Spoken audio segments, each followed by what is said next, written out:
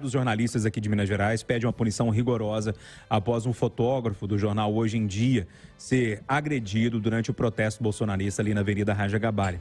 Ele estava na região para a produção de uma pauta sobre o ato, né? Que já dura mais de 2 meses lá no local. De longe, ele fazia algumas fotos e foi perseguido pelos manifestantes. Eu, Eduardo Costa, vi as imagens que, inclusive, estão no site do jornal Hoje em Dia, gravações do próprio repórter de pessoas que moram na região. Eu não vi a polícia intervindo nessas imagens, tá, gente? Talvez possa ter intervido de alguma forma. E nem a Guarda Municipal. E toda hora que a gente passa, alguma força de segurança tem por ali. Muito bem. Primeiro, quer dizer, o ouvinte da Itatiaia, que o Fabiano Frati só não apanhou lá, porque quando um foi para cima dele, o outro disse, opa, eu que chamei ele aqui para gravar com a gente. Eu fico impressionado de ver como é que 20, 30 radicais estragam a vida de uma cidade e ninguém toma providência. Já disse e vou repetir que me espanta a indiferença do prefeito a essa esculhambação da Raja Gabale. Me espanta a omissão do governador, cuja polícia fica lá para proteger os que estão fechando o trânsito. A Guarda Municipal, Júnior, já disse que tentou ir lá tomar uma providência, foi espantada pela PM, que fica com as suas viaturas lá, protegendo quem está tumultuando e indiferente à agressão ao fotógrafo. Alguém vai dizer, pô, respeito, é uma manifestação. Eu respeito, mas tem que me respeitar, a maioria quer passar.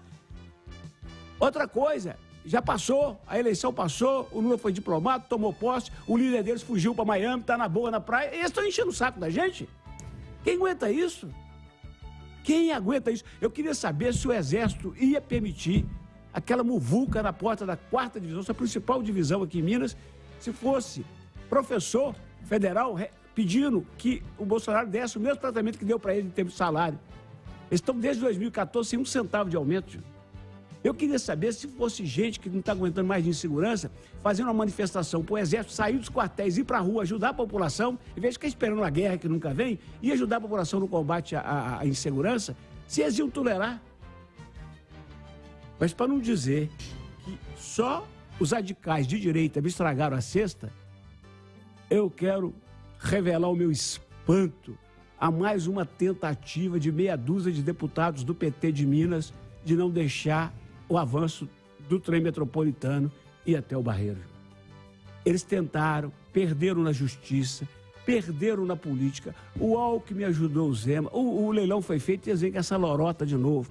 Preciso citar o nome, não vou citar o nome de todos, Júlio, mas preciso citar o nome de alguns que são conhecidos, lógico, que são votados da Grande BH. Alô, Barreiro. É um movimento da Beatriz Cerqueira, da Macaé Evaristo, da Bela Gonçalves, do Rogério Corrêa e do Patrus Ananias contra o trem metropolitano. Eles alegam, entre outras coisas, que o leilão pagou 25 milhões por uma malha, por uma linha, uma estrutura que foi avaliada em 900 milhões. Mas eles ignoram que nos últimos 5 anos foi 1 bi de prejuízo.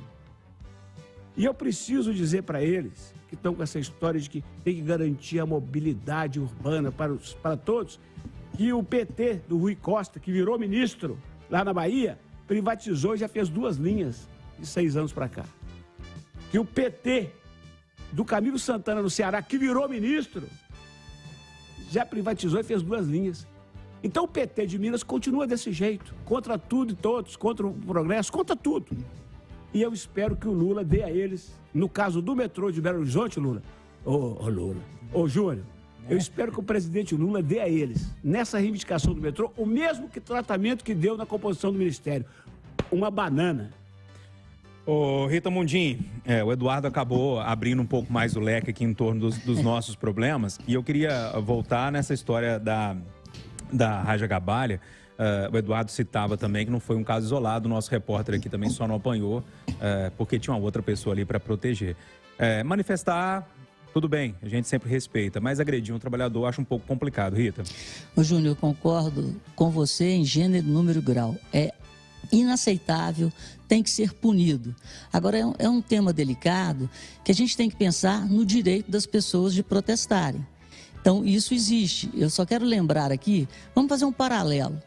O atual presidente, Lula, ele foi julgado, condenado e preso. E foi feita uma vigília de 580 dias em Curitiba, na porta da Polícia Federal.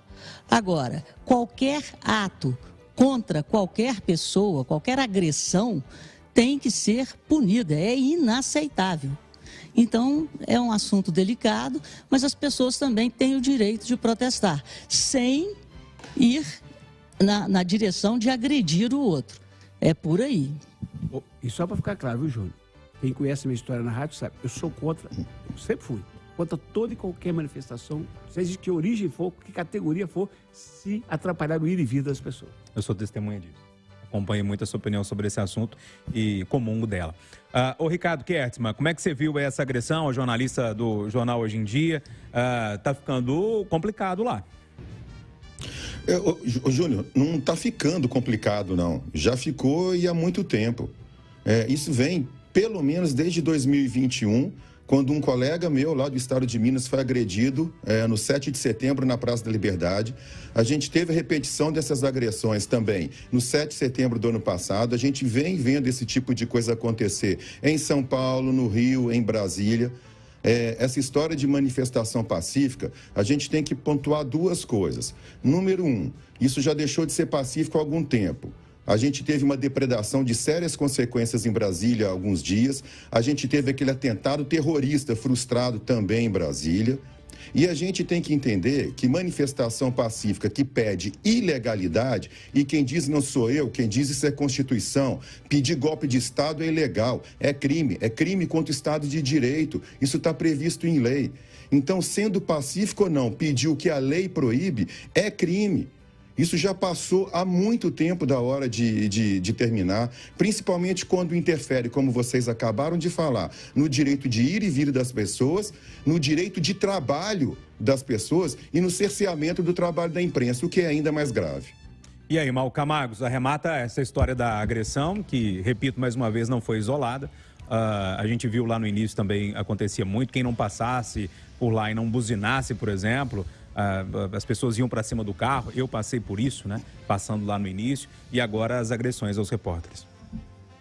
Bom, Júnior, o primeiro ponto que nós temos que destacar é que, de fato, esta manifestação fecha meia pista da Raja para quem sobe e para quem desce. Ou seja, causa um transtorno a uma das principais avenidas de Belo Horizonte. Causa transtorno a todo mundo que circula por ela, que circula de carro, que circula a pé, que circula de ônibus. Causa um transtorno enorme para as pessoas que moram no entorno. E é sempre bom lembrar, ali tem várias casas de idosos, lares de idosos que alugam vagas mensais para que as pessoas possam, ou seja, causa transtornos numa área de segurança, de saúde para que as pessoas não... Está a 2 quarteirões de um hospital. E o constrangimento do trânsito engarrafa até a porta do hospital. Constrange a passagem de ambulâncias que tem que chegar ao Madre Teresa. Ou seja, traz um enorme transtorno para a cidade. Então não é pacífica, interfere no direito de ir e vir e já deveria ter acabado há muito tempo.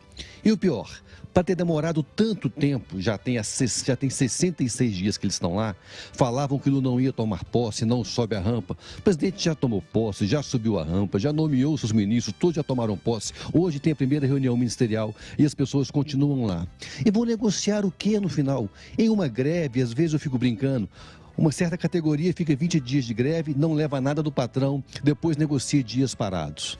Ou seja, não ganhou nada, só trouxe o tumulto, só trouxe o caos. Nesse caso é a mesma coisa. E eles não têm que negociar nem dias parados, não tem nada para ganhar. Talvez negociem a própria liberdade. E deveria ser assim. Eu acho que as autoridades vão cadastrar todos que estão lá e depois ameaçar tirar o direito que eles têm, porque eles estão abusando da liberdade. E quanto ao abuso de liberdade, há sanção, por isso existe justiça.